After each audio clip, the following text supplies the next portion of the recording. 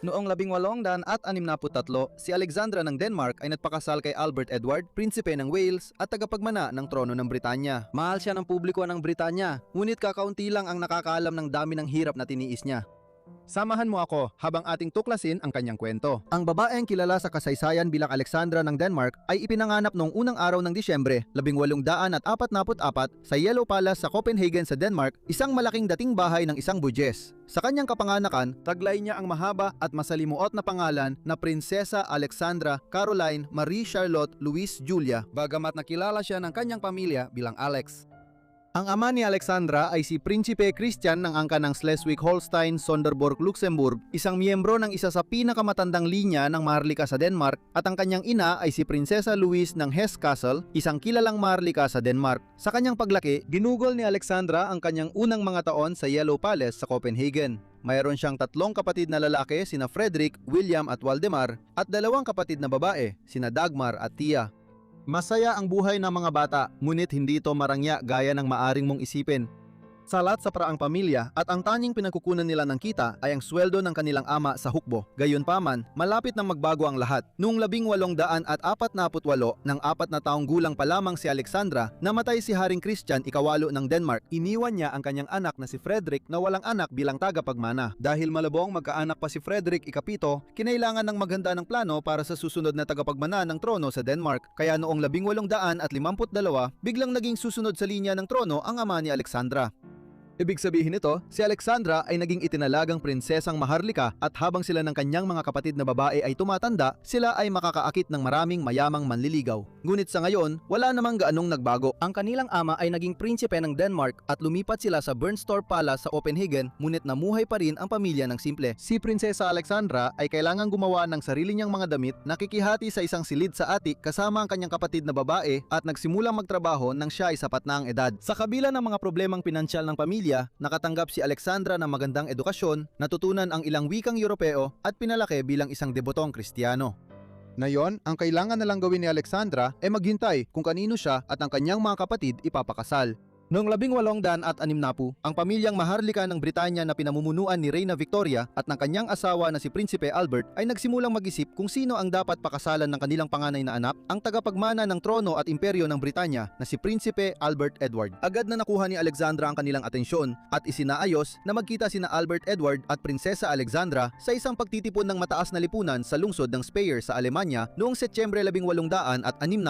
3 taon ang tanda niya kay Alexandra at ang agwat ng edad nila ay angkop lamang. Bagamat naging komplikado ang unang panliligaw dahil sa patuloy na lihim na relasyon ni Edward sa isang aktres noon na nadangalang Nellie Clifton, makalipas ang ilang buwan. Ipinilit ni Victoria sa kanyang anak ang kahalagahan ng pag-aasawa at pagpapatibay ng kanilang angkan. Kaya noong taglagas ng 1862, nagpropose si Prinsipe Edward kay Alexandra na malapit na mag-18 taong gulang. Ang kasal ni Alexandra at Edward ay naganap noong ika-10 ng Marso, 1863. Hindi tulad ng karamihan sa mga kasalang maharlika sa makabagong kasaysayan ng Britanya, hindi ito ginanap sa London, kundi dinaos sa Windsor Castle. Sa loob ng sumunod na taon, marami rin sa mga miyembro ng pamilya ni Alexandra ang lalo pang umangat sa katayuan. Ang kanyang kapatid na si George ay naging hari ng Gresya, ang kanyang kapatid na si Dagmar ay naging koronang prinsesa ng Rusya at sa huli, ang kanilang ama ay naging hari ng Denmark. Sa panahong ito rin nagsimula ang panghabang buhay niyang pag-ayaw sa Alemanya at sa maharlikang pamilya ng Prussia dahil sinasalakay noon ang kanyang bansang sinilangan bilang bahagi ng digmaang Danube-Prussian. Sa mga unang taon ng kanyang kasal, nakatuon si Alexandra sa pagpapalaki ng pamilya. Mula 1864 hanggang 1871, nanganak siya ng 6 na anak. Si Albert Victor ay ipinanganak noong unang bahagi ng 1864, si George naman ay noong tag-init ng 1865. Kasunod ang 3 anak na babae, sina Louise, Victoria at Maud ay pinanganak noong 1868 at 1869. Hindi naging madali para kay Alexandra ang mga anak dahil lahat ay pinanganak ng kulang sa buwan at ang huli niyang anak si John ay namatay ilang oras lamang matapos siyang ipanganak noong 1871.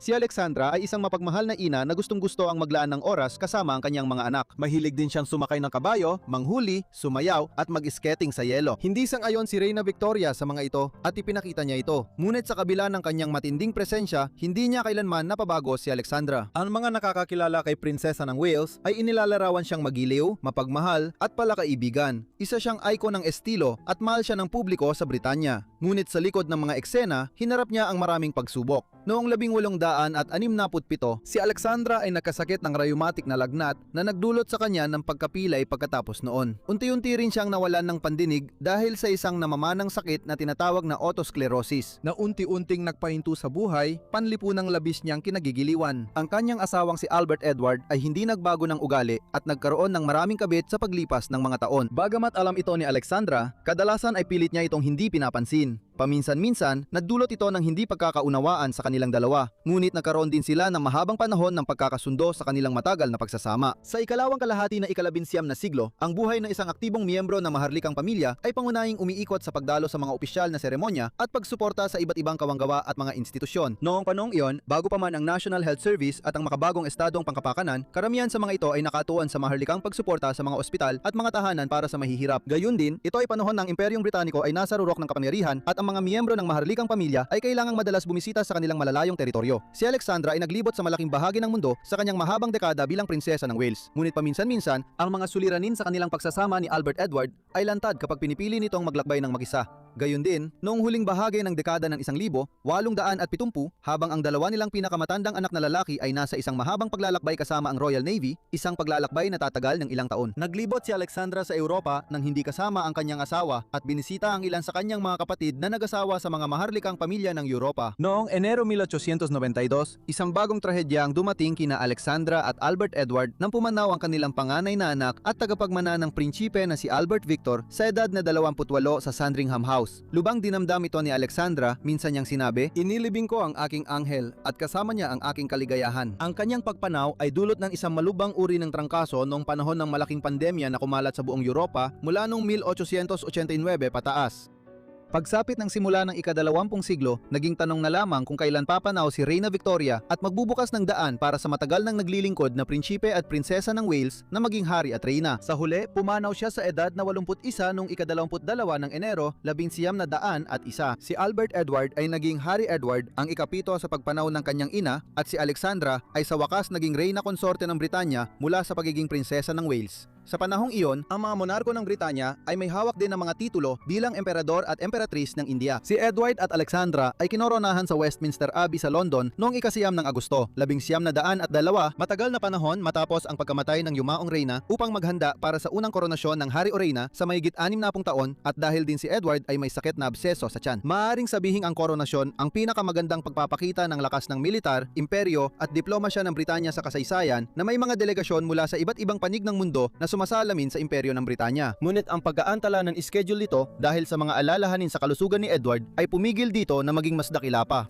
Gayon din, ang pangangasiwa sa seremonya ni Frederick Temple, Arsobispo ng Canterbury, na sa kabila ng kanyang edad at karamdaman ay tumangging ipasa ang alinman sa mga tungkulin at kinailangang alalayan sa buong seremonya. Sa madaling salita, hindi ito eksaktong ayon sa inaasahan ni na Edward at Alexandra. Ang paghahari ni Alexandra ay kakaiba matapos ang napakaraming taon ng paghihintay na maging reyna konsorte. Habang sila ni Edward ang naging pangunahing pamilya ng maharlika, si Edward ay naging hari nang siya ay malapit nang sumapit ang kanyang ika-60 kaarawan. Kaya malinaw na ang kanyang paghahari ay magiging mas maikli kaysa sa kanyang yumaong ina at na ang kanilang panganay na anak ni Alexandra ang magmamana ng trono sa hindi kalayuan. Dahil dito, ang bagong prinsipe ng Wales at ang kanyang asawang si Mary ng Teck ay naging napaka-prominente noong mga unang taon ng ika-20 siglo. Sila ay naglibot ng malawakan sa Imperyong Britaniko. Sa mga mahabang paglalakbay na ito palayo sa Britanya, ang mga interes ni Alexandra ay nakatuon sa kanyang mga apo at naging minamahal siyang lola tulad ng pagiging minamahal na reyna konsorte. Bukod dito, ang mga taon mula 1900 at isa pataas ay sa ilang paraan ay pagpapatuloy lamang ng kung ano ang naging buhay ni Alexandra sa loob ng maraming dekada. Sila ni Edward ay gumanap ng mahalagang papel sa mga seremonya ng mahardikang pamilya at kinatawan nila ito sa Britanya at sa buong mundo. Dahil si Reyna Victoria ay naging isang taong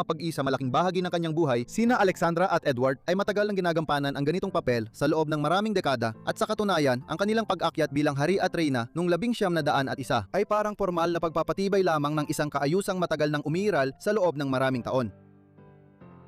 Ang mga unang buwan ng 1910 ang pinakamagulo sa mahabang buhay ni Alexandra. habang ang mga inapo ni Reyna Victoria ay kilala sa pagkakaroon ng tinatawag na royal disease, isang malubhang uri ng hemophilia na kumalat sa mga maharlikang pamilya sa Europa. Isang kasing seryosong problema para sa kanyang mga direktang inapo sa Britanya ay ang likas na mga problema sa bronkyo na lalong lumala dahil sa tuloy-tuloy na paninigarilyo. Ang asawa ni Alexandra ang unang naging biktima nito at pagsapit ng unang bahagi ng 1910, siya ay dumaranas na ng pangmatagalang mga problema sa baga. Ang huling karamdaman ni Edward ay nangyari sa gitna ng isang krisis sa konstitusyon sa Britanya matapos ang desisyon ng House of Lords na lampasan ng kanilang tradisyonal na tungkulin at harangin ang budget na iniharap ng liberal na pamahalaan.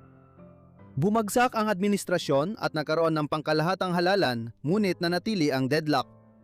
Kaya habang ang kanyang asawa ay hindi makakilos at ang mga pangyayari ay nasa deadlock, gumawa si Alejandra ng hindi pa nagagawang hakbang bilang unang reyna konsorte sa kasaysayan na bumisita sa House of Commons upang panoorin ang debate tungkol sa krisis sa konstitusyon. Malinaw ang kahalagahan nito. Nakamasid ang monarkiya at kailangang maresolba ang krisis kahit na si Eduardo ay naghihingalo o hindi. Pumanaw ang asawa ni Alejandra dahil sa kanyang sakit sa baga at iba pang kaugnay na karamdaman noong ika-6 ng Mayo, 1910. Agad siyang pinalitan ng panganay na nabubuhay na anak nila ni Alejandra na si Jorge na gumamit ng pangalang George ang ika-5 bilang hari. Samantala, tumagal ng ilang buwan ang krisis sa konstitusyon at umabot pa ng 1911 bago ito naresolba. Ngunit ang pakikialam ni Alejandra sa kasagsagan nito noong tagsibol ng 1910 ay kapansin-pansin. Sa pagkamakatay ng kanyang asawa at pag-akyat ng kanyang anak bilang hari, si Alejandra ay naging Reyna Ina, ang karangalang titulo na ibinibigay sa Britanya sa biyuda ng namayapa pang hari. Tumanggi siyang dumalo sa koronasyon ng kanyang anak at manugang sa Westminster Abbey noong taginit ng 1911 gaya ng nakaugalian upang maiwasan ang pagkuha ng atensyon mula sa bagong hari at reyna dahil sa presensya ng dating pamunuan. Naging hindi na gaanong mabigat ang kanyang mga tungkulin matapos siyang maging Reyna Ina, bagamat patuloy pa rin siyang gumanap ng papel sa pampublikong buhay. Noong unang digmaang pandaigdig, sa panahong ang lahing Aleman ng pamilya Maharlika ay binigyang pansin at kinuwestiyon, si Alexandra ay tahasang nagpahayag ng kanyang matinding pagpuna sa Alemanya. Hindi niya kailanman pinatawad ang Prussia sa pagsakop nito sa malaking bahagi ng Denmark noong digmaang Prussian-Danish noong kalagitnaan ng dekada 60 ng 1800. Kaya naman, sinikap niyang impluwensyahan ang kanyang anak na maging laban sa Alemanya sa buong digmaan. Pagsapit ng pagtatapos ng digmaan, si Alexandra ay nasa lumalalang kalusugan dahil matagal na siyang may problema sa pandinig simula pa nung siya ay nasa edad 30. Noong 1920,